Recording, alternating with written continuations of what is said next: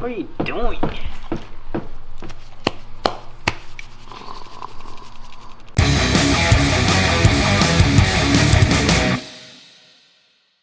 So actually, a couple of months ago, I actually found that I had like some fluids falling into my rim.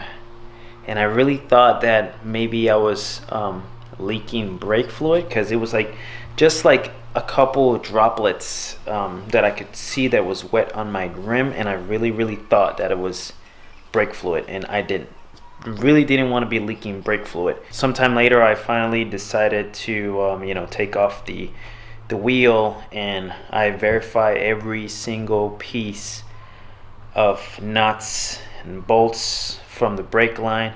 Nothing from the brake line seemed wet. I had no idea where this was coming from. Then I actually found that the coilover, I have a Forunte Auto 500 coilovers, they were actually leaking. You couldn't really see it, but you can kind of see it from the bottom, and then if you pull the boot up, you can see that it was really wet. I was also noticing after Grit Life last year in Road Atlanta that I was hearing like a little tapping on my suspension, and I thought that maybe the bolt on top was loose. I made sure that was tight, which was tight, but I couldn't recreate the noise. Usually if you drive and then there's like a little crack on the road, it'll make like a little tapping sound. But now, I drove it a couple times around here in the neighborhood, and now it really makes a sound like any type of crack. Could be like the smallest crack coming into my driveway. It really makes the noise, and it's pretty horrible. If you guys know, coilovers are rebuildable. They usually are like to like a certain mileage, you need to rebuild the coilovers. And if you track the car for Forunte Auto says that every 1,000 track miles, you gotta rebuild the coilovers. And I'm pretty sure I'm well over the 1,000. I don't know if I'm at the 1,000 track miles. I don't think I'm at 1,000 track miles. I am. It does have some track, and it does have some daily driving. But I'm only leaking through one coil, and one coil is the only one I'm going to rebuild for now, because I don't really have the budget to rebuild all of them. I would like to actually upgrade all my coilovers. Good thing about Forunte is you can take your coilovers and you can actually upgrade it to like the 510s and stiffer springs and better, all the better stuff internally. So I'm taking my coilover down tomorrow to Forunte Auto to get the coilover rebuild, just the one. And I'm pretty sure why this coilover has failed. It's a possibility that with all the going off and the track and maybe this.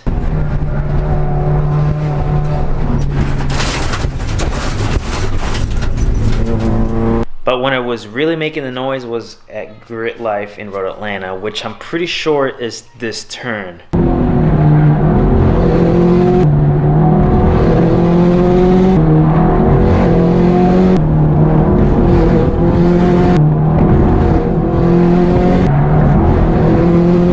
Taking that turn over and over, kind of like doing that little jump there over and over. Pretty sure it gave that side of the coilover a lot of stress, and then probably that's why it failed on me.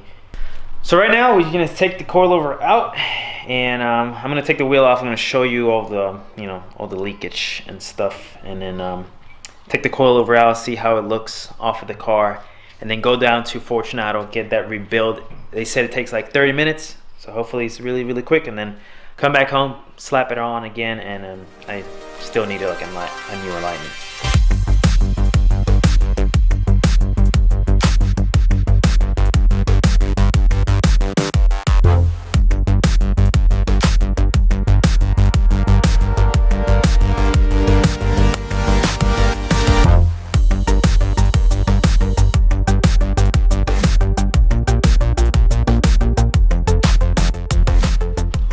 So I hope you guys can see how dirty this coilover is, and you see how all the grime, and it's kind of wet right here.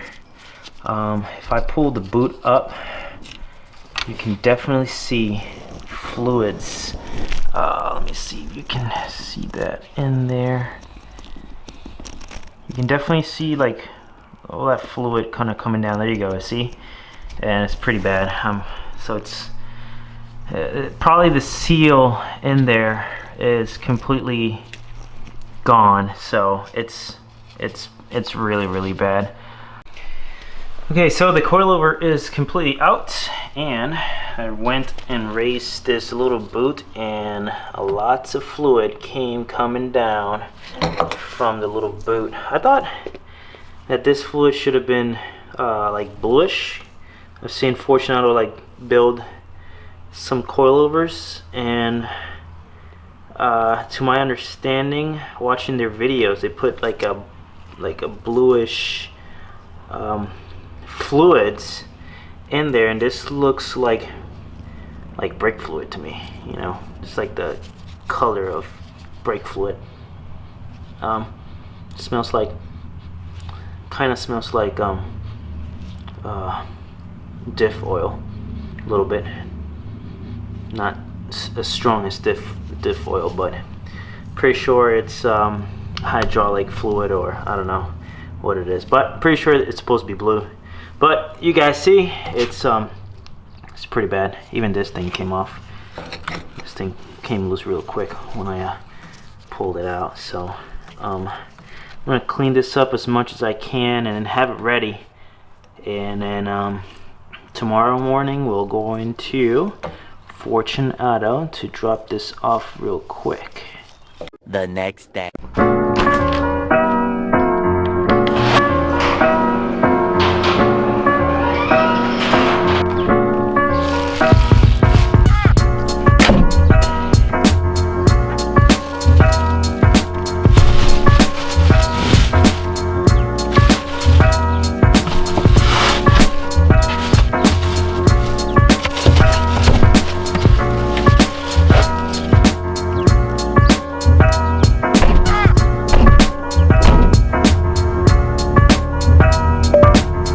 Forunte Auto. Okay, handing off to Waze.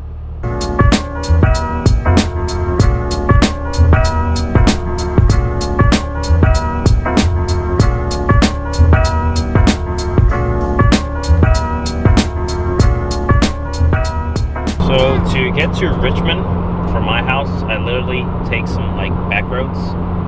I actually live like pretty far away from like main cities, so I live like where all the farms are, you know, so like when it's summertime you can kind of smell the cow manure. So but you know, it's cheap where I live, so that's why I live so far away from, you know, everything. But this is basically on our way to Forunte Auto. It's like down in Richmond, and it's basically back roads, one lane roads basically. And this is gonna be it for the next hour and 24 minutes. Yep, that's I live like an hour and a half away from Forunte Auto, which is not too bad because I actually do commute like an hour and a half to work, so this is nothing really. So enjoy my little nice drive down south with my WRX.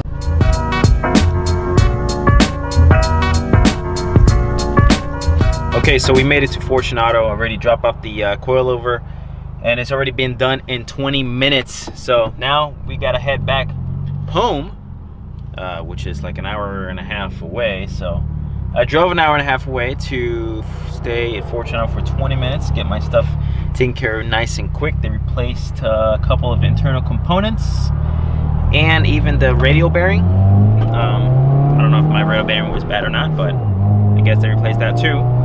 So back home, put it right back on, try to get everything level how I want it to, and adjust my coilovers, all of them, and then call it a day. A few moments later.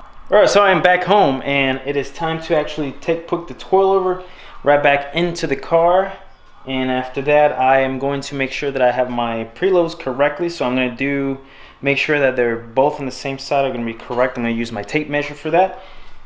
And I'm going to be adjusting the rear. I want to raise the rear a little bit to make sure, and maybe adjust the preload, make it a little tighter, because I've seen some of the pictures when I go on the straightaway, my back end kind of squats too much, which I'm pretty sure it's the wing and all the downforce makes it squat. Plus, you know, you hit power and then car kind of dips down in the back. So I want to kind of adjust the back a little bit, raise it up a little bit, a little higher than the front. So actually, when I'm going on the straights, it kind of level itself out.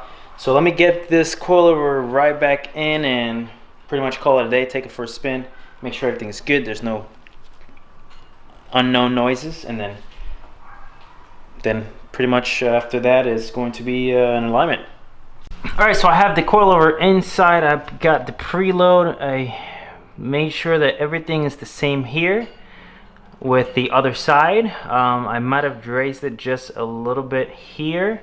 So I'm gonna put my wheels back on and drop it down, see how it looks in the front first before I even start with the back. But I got this as close as possible here with the camber bolt and with the camber plate to make sure it's in the same notch as over there. I still gotta mess with my dampening here. And yeah, I'm gonna put the wheels on and verify how the height looks, and then go to the back and then go for a drive.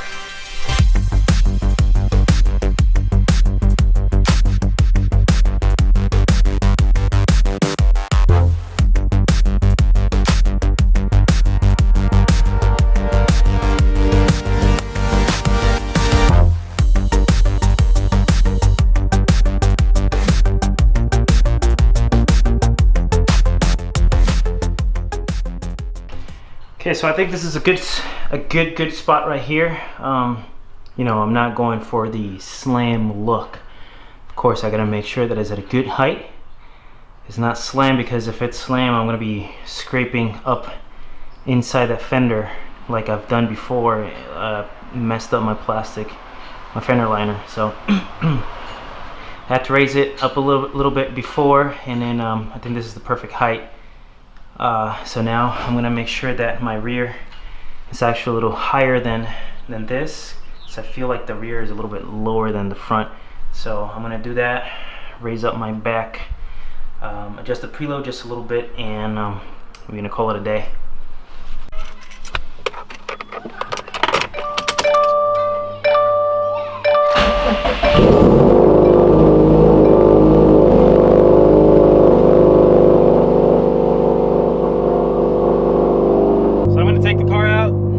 Test out, make sure that there is not one tiny sound, if I can hear it, because the exhaust is a little loud.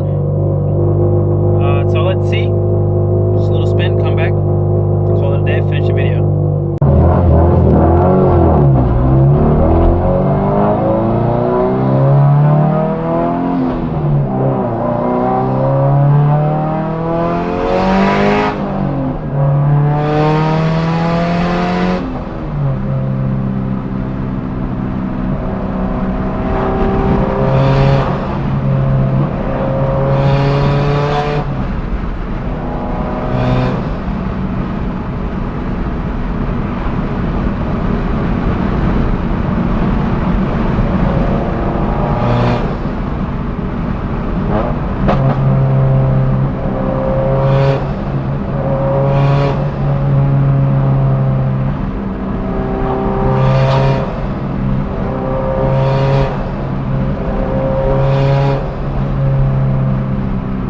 Alright, so the drive went pretty well. No sounds, no weird sounds coming out of anywhere, and everything is good to go. So the coilovers are good to go. Even the wheel, my steering wheel, it was driving pretty straight.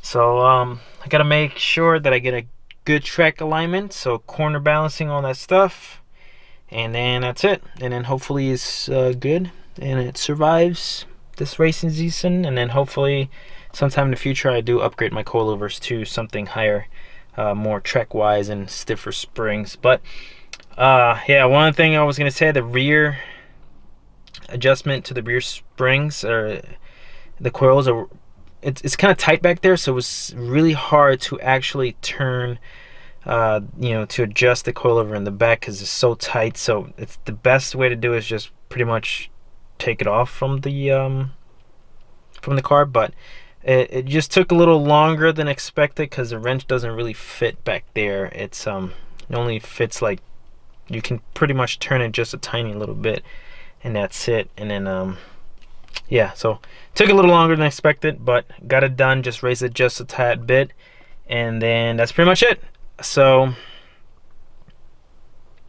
I got nothing else. So I'll see you guys on the next one.